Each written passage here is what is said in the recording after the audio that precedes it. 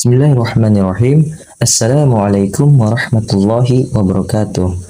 Halo teman-teman, nama saya Febrian Sanau, kelas KPI 2 NIM 21410049, Prodi Komunikasi dan Penyiaran Islam, Fakultas Usuluddin Adab dan Dakwah. Dalam video kali ini saya akan menjelaskan sejarah perkembangan internet, fungsi internet, manfaat jaringan internet, dan dampak penggunaan jaringan internet. Sebelum masuk sejarah perkembangan internet, sebenarnya apa sih itu internet? Internet merupakan sebuah jaringan komunikasi global yang menghubungkan komputer dan jaringan komputer di seluruh dunia. Sejarah perkembangan internet. Tahukah kamu bahwa internet pertama kali muncul pada tahun 1969 yang dibuat oleh ARPA atau Advanced Research Project Agency membangun jaringan internet pertama kali. Kemudian diberi nama ARPANET, sehingga inilah yang menjadi cikal bakal terbentuknya jaringan internet yang dikenal saat ini. Kemudian di tahun 1980-an, internet mulai digunakan oleh kalangan terbatas dan menjalankan fungsinya dengan menghubungkan berbagai kampus atau universitas yang populer di Amerika Serikat. Lalu dipublikasikan ke publik di tahun 1982.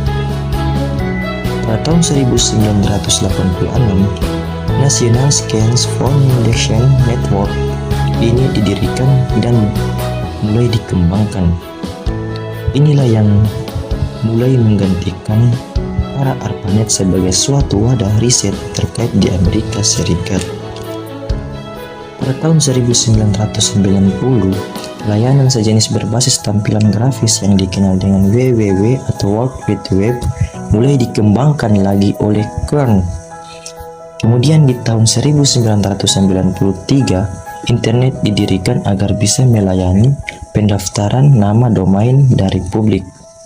Lalu sekitar tahun 1994, internet barulah masuk ke Indonesia, yang pada waktu itu jaringan internet di Indonesia lebih dikenal dengan nama Paguyuban Network. Selanjutnya, fungsi internet. Yang pertama sebagai media komunikasi, yang kedua sebagai media untuk akses informasi, yang ketiga sebagai media bertukar sumber daya, yang keempat sebagai media untuk akses berita. Selanjutnya, manfaat jaringan internet. Yang pertama, bertukar informasi dengan individu di berbagai belahan negara. Yang kedua, melakukan komunikasi tanpa harus bertemu secara tatap muka.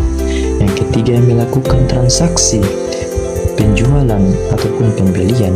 Yang keempat, menciptakan berbagai macam inovasi kreatif dengan menggunakan jaringan internet. Dan yang terakhir, mengakses berbagai macam modul pembelajaran dari website pendidikan. Selanjutnya kita masuk dampak penggunaan jaringan internet. Yang pertama, akses terhadap konten berbau pornografi semakin mudah.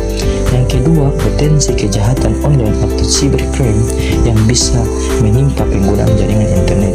Yang ketiga, phishing atau pencuri data pribadi. Yang keempat, cyber espionage, memasuki jaringan komputer lain dengan tujuan memata-matai. Yang kelima, data forgery, memalsukan data-data yang tidak benar.